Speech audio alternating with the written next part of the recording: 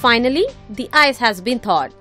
After what seemed repeated attempts by the US to invite Indian Prime Minister Narendra Modi in USA, finally Modi responded by confirming to the US President Barack Obama that he will have a bilateral meeting with him in Washington in the last week of September this year. This is probably the most significant foreign policy decision since Modi has become the Prime Minister.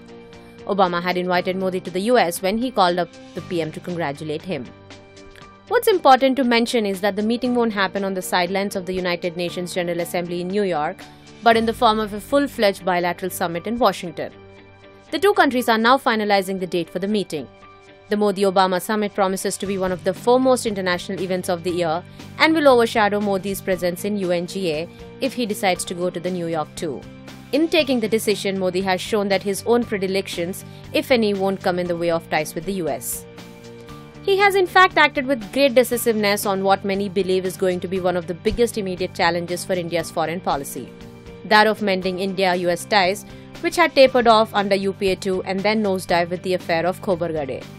Modi in an interview had said that relations between the two countries cannot be allowed to be even remotely influenced by incidents related to individuals. Describing the US as a natural ally, he said that it was the interest of the both countries to further develop the relationship. However, we think that this is the smartest way to deal with the situation and not holding on to the fact that he was denied visa by the USA since 2005 due to allegations of mishandling the 2002 riots against his government, and he was termed as a communal leader.